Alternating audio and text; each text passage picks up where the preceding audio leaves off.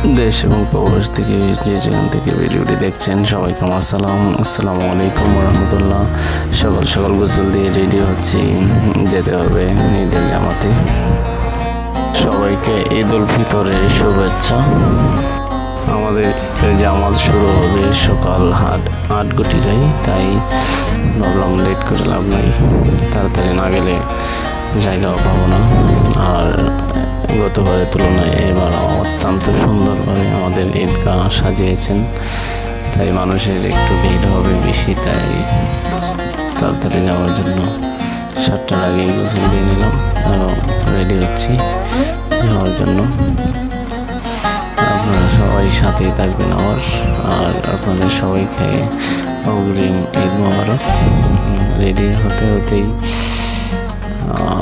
খাইতেছি আপনার পিঠা, বলতেছে পিঠা খাওয়ার জন্য। আসলে ছোটোবেলার আনন্দ আর এখন পাই না, কারণ বয়স বাড়ার সাথে সাথে দায়িত্ব বাড়ছে। আগে আমাদেরকে সালাম করলে সালামে দিত, আর এখন সবাইকে দিতে হয়। ভাই ভাতিজা আসছে সালামের জন্য, তাদেরকে আমি সালামে দিতেছি। আগে আমাদেরকে দিত, আর এখন আমরা দেওয়া লাগে, এটাই সময়ের ব্যবধান। আলহামদুলিল্লাহ, তাদেরকে সালামে দিয়ে নিলাম।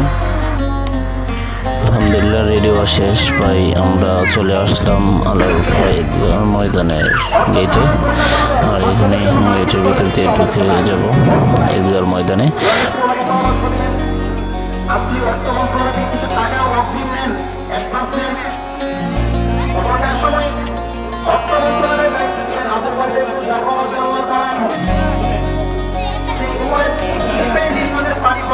ইনশাআল্লাহ অত্যন্ত সুন্দর পরিবেশ করেছেন সাইহাম পরিবার থেকে। উপরে প্যান্ডেল দেওয়া হয়েছে বৃষ্টি এবং রোদ্রের জন্য। আল্লাহ যেন ওনাদের পরিবারকে কবুল করেন এই দানকে। আর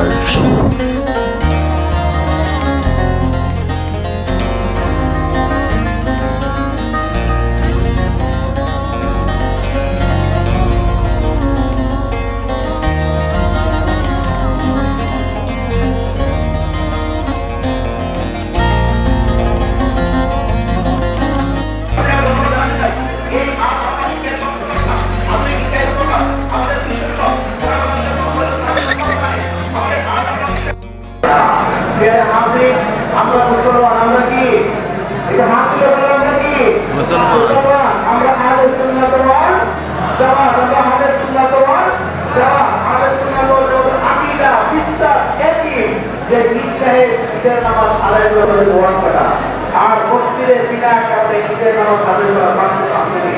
অতএব আমরা কোনটা নিব? আমরা কি বাধ্য করবো? আমরা কি সেটা অন্যায় করবো?